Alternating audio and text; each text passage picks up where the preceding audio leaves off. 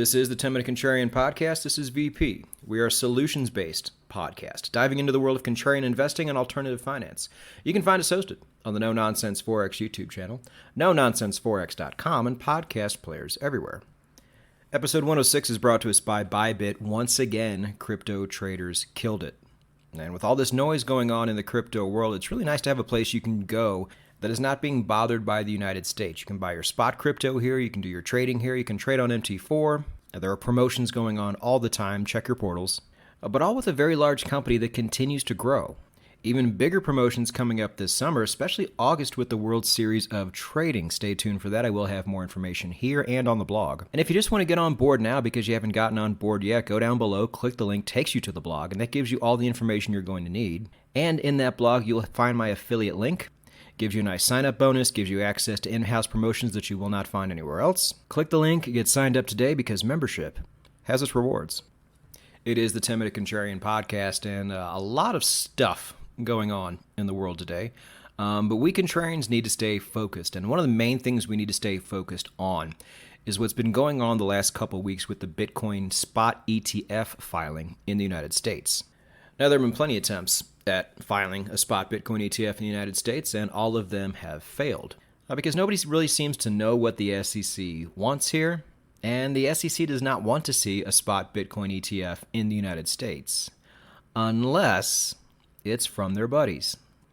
Then everything changes. 2 weeks ago, the world's largest asset manager, and the reason for the funding behind everything you hate, BlackRock, filed for their own spot Bitcoin ETF, and threw the entire crypto world into a whirlwind. Keep in mind, people get turned down for ETF filings all the time, unless you're BlackRock.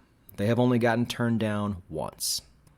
It was a poorly written filing. I think they came back and filed again and got it. They don't lose. Suspicious, right? Well, the people who really value Bitcoin for what it is and don't run companies or media channels or services that rely on the price of Bitcoin going up really don't like what they're seeing.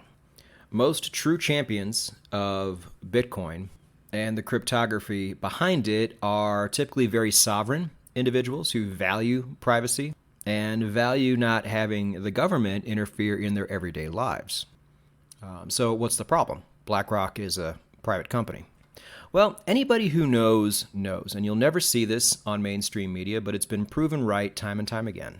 Because thanks to the internet and social media, we can follow the money now. And even though they still try to hide it, we can still find it. The global elites have been able to pretty much get their way unimpeded for a long time now. Because they have the money, and they have been able to compromise companies, in particular in the United States, into doing and saying whatever they want them to do or say.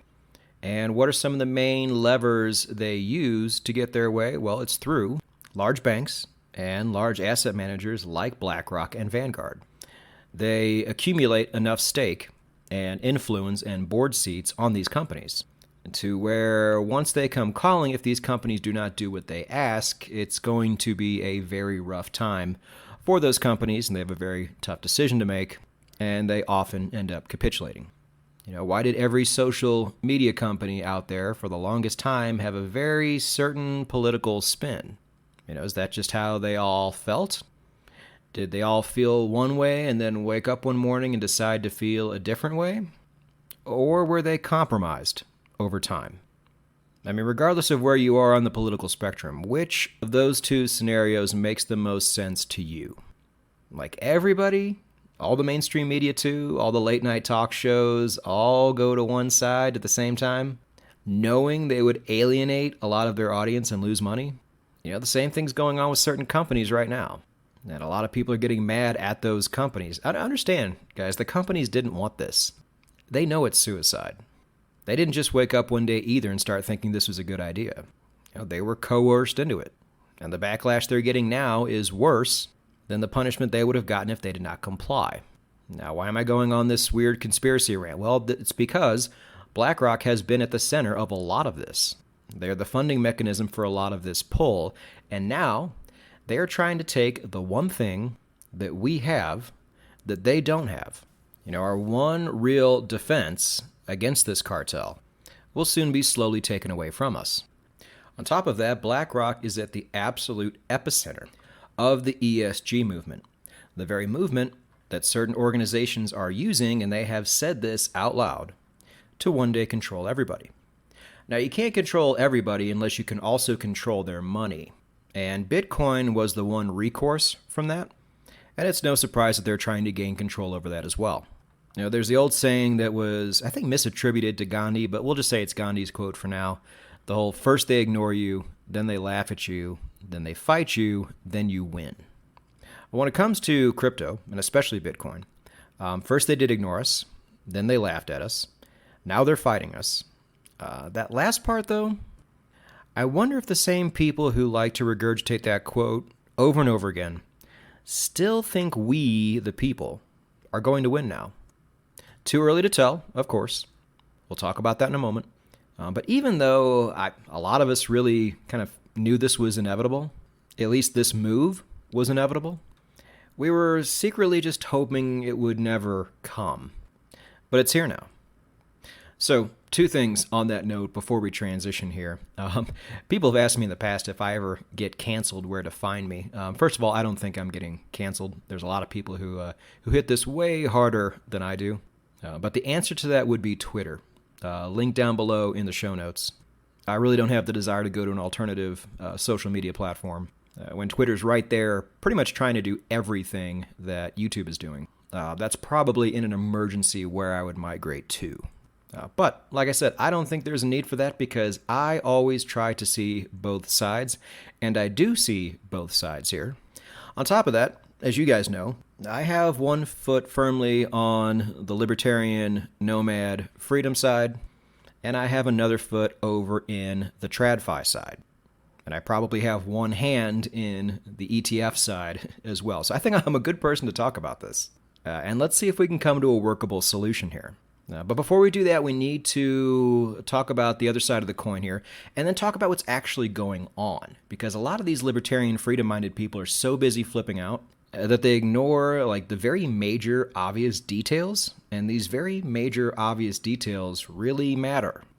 So on the TradFi side, let's talk about what's happening. Well, first of all, BlackRock is not going to be alone in this race. As soon as the other issuers saw what BlackRock did and saw the structure that is, quote, apparently going to work because that is the exact structure that the SEC is looking for, well, then here comes everybody. Here comes Fidelity, here comes Invesco, here comes Wisdom Tree, here comes Valkyrie. They're all filing now.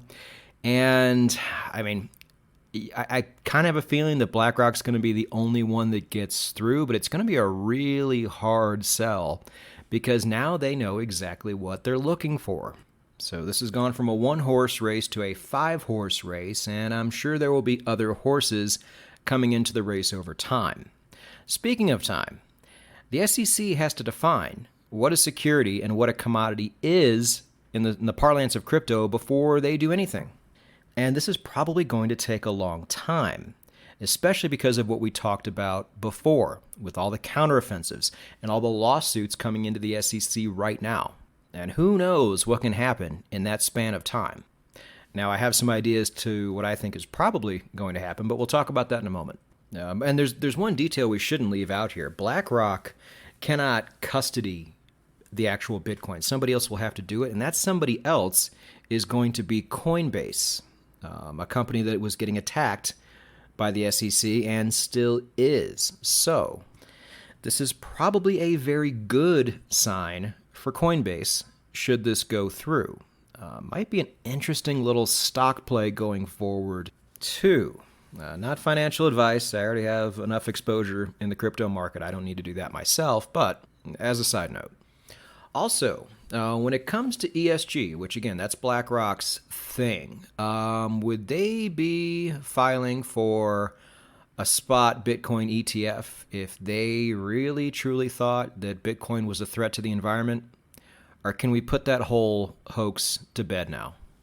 You know, some people are worried that once BlackRock gets their hands on this, that they're going to mandate that all the miners do this and follow these rules. I don't think they're going to have enough power or enough Bitcoin to do that. I think this filing itself is pretty much an admission that, okay, we tried the whole Bitcoin is killing the environment thing. We were hoping more people would have fallen for it and they didn't, so let's just go ahead and push that aside. But things like this aren't the reason why Bitcoin and the rest of the crypto market pumped as hard as it did this past week. What was that reasoning? Well, the obvious reason. Contrarians, this is not the clear path per se, but it is step one en route to the clear path of getting institutional money from the United States into Bitcoin, which is what we have been wanting the whole time. Now, will this entry into Bitcoin just be through BlackRock, or will it be through other companies too? We don't know, but we now know the on-ramp is here. And I've been saying for the longest time, we don't see that next real leg up until something like this happens or the entire fiat system collapses. And you guys know my thoughts on that. And if you don't know my thoughts on that, the fiat system is not collapsing anytime soon. Despite what you're hearing on the news, that will probably be another episode in the very near future. But for the longest time, though, institutions only had one option in the United States, unless it was futures, which is totally different. Everybody thinks, oh, BlackRock is going to manipulate the market now. You can't do that with a spot ETF. You do that through the futures market, and we've already had that for years now. But the only option any type of investor really had from the TradFi side getting into Bitcoin was GBTC, and GBTC is a bad product. The founders of which are getting sued, and it looks like they have a lot of blood on their hands. And if all goes well, we might be able to finally get rid of GBTC once and for all, either through it dissolving altogether or it getting absorbed into something else. Now, smart money did jump into GBTC and take advantage of that discount that you get by going through there. Now, even with this discount, most people don't even want to touch it, but people were pretty sharp this week. They understood the writing on the wall, and especially actual cryptocurrencies, which is a word that you don't even hear a lot much anymore. But things like Bitcoin and Litecoin and Bitcoin Cash all caught really, really strong bids. I wrote in Thursday's blog, which you should all be reading, that Bitcoin at the time of post was up 20% in the last 7 days, but Bitcoin Cash was up 30%. Flash forward to now, Bitcoin freaking Cash is up 75% in the last 7 days. I told you guys not to ignore this stuff. I told you guys not to ignore the alternatives to Bitcoin. Alternatives that do the same thing Bitcoin does, yet have escaped the overall dragnet of these institutions. And to my absolute non-surprise, smart money figured that out this week. Now, that smart money, because they're smart, is probably also going to dump on you, so let's go ahead and talk about the solutions side of things. So given that this is probably going to bring a lot of institutional money into the game, but also given that it's probably going to take at least the remainder of this year, if not longer, to play out. Not financial advice. I'm not a forecaster. I am a forecaster, but I'm a really bad one when it comes to actual time. But I think it's going to be a while, okay? A lot of things have to happen. The SEC is a mess right now. And when it comes to the crypto market, the judicial system has a lot on their plate. These things do not happen overnight. So I want you to tell me, do you think BlackRock would like to have for their clients and for themselves cheap Bitcoin or expensive Bitcoin by the time everything finally goes through? Also, let's say this whole thing takes 8 to 12 months to play out.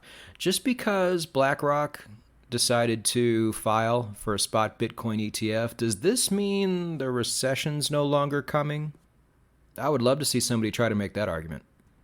Or maybe, just maybe, was this recent move up a perfect opportunity for the smart money to dump on everybody once again, allow the recession to play out the way it is, and then by the time BlackRock finally gets approved, they get to swoop in like the hero and gobble up all the BTC that all the dumb money had to liquidate because they over-leveraged or simply have to cash it in to pay for things like food and shelter. Sounds like the perfect setup because this is what happens all the time, over and over in our financial history. It's simply the rich taking from the poor. And in our lifetime, this will never stop. So how am I playing this? Well, I'm making sure I have my bags of Bitcoin and my bags of Litecoin ready to go. I don't have any Bitcoin cash, but I certainly would not disparage somebody who did. People can laugh all they want. I don't think those people are seeing it. But even though events like this, as long-term bullish as they can be, can really test somebody's patience, I am remaining very patient, and I am continuing to stack fiat, just like I have been for the past 15 months. I buy very small bags of things here and there just in case I'm wrong, but my main strategy during this time has not changed. I will let you know when it does. Now, not taking advantage of a mass euphoria when step one of getting institutional money into Bitcoin and the crypto market overall in the United States is happening, sitting on the sidelines doing nothing on purpose is going to seem a bit crazy. I get that. But not financial advice. I do think patience is the move here. And even though I was early before, I think I'm going to have a chance to be early again.